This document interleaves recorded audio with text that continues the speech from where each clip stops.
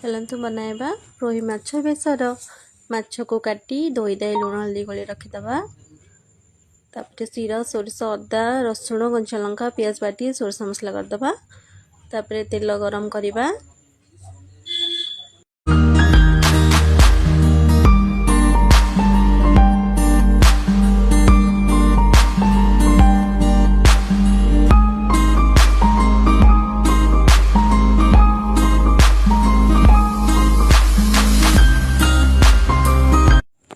तेल गरम हो गला बे माछ को भाजी दबा।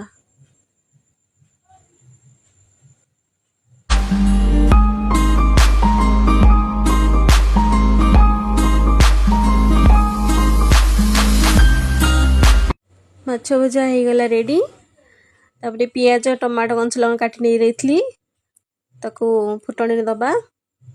से माछ भजा कड़ाई रे तेल पकाइबा।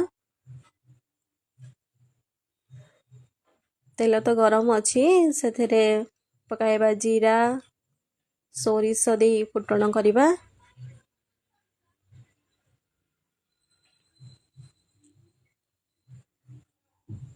भलसे फुटी गला परे तादरे पियाज पकाइबा।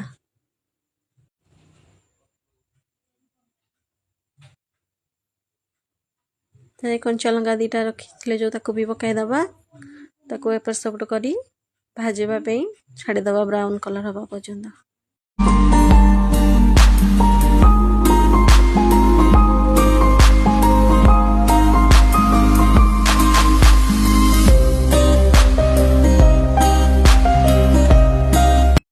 पियाज ब्राउन कलर हो गला से टमाटो पकाइबा। टमाटो पकई तो भाजी नबा। टमाटो सीझापी से अल्प किछि लुण भी दबा।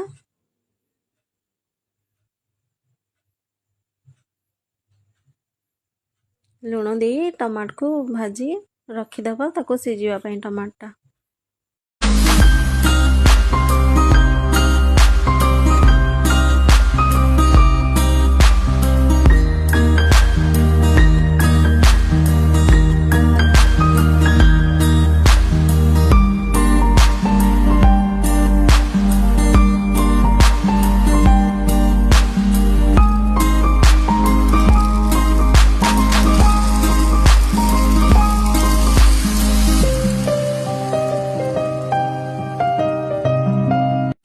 देखो टमाटो भलसे सीझीगला। तर किसी हलदी गुंड लंका गुंड एवं किसी चिकेन मसला दे दबा। तो भलसे मिक्स कर दबा। एपर सब कर दबा टिके।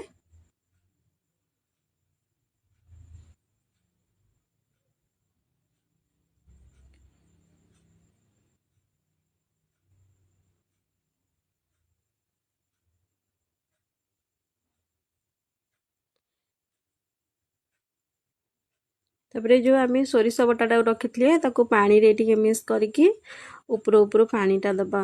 कारण सोरिष रे चोपा अधिक रहे ना सेटा भल लगे तरकारी। तो से मुझे पानी रे मिक्स करके ऊपर पानीटा से आड कली। लुण पकई दबा। आपड़ जी चाहिए झोल रखा चाहिए से अनुसार पानी दे पारे। स्वाद अनुसार लुण पकई देकी छाड़ीदबा घोड़े छाड़ीदबा 10 मिनिट पर्यंत फुटवाई।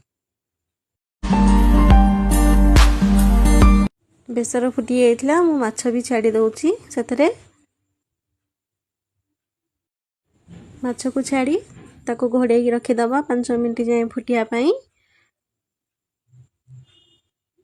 फुटी गला देख 5 मिनिट बढ़िया देखा जाउचे ना।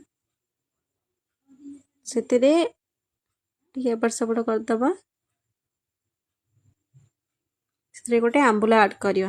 आपण जति खटा खाइबे सेतिकी दे पारिबे एथिरे। हमर तो अल्प खटा खाऊ से गोटाए आंबुल हो। टमाटो गोटे भी ऐड करथिली। देखंतु माछ हो गला रेडी। एथर आगु भात सहित खाई परिबे। स्ना भात सहित।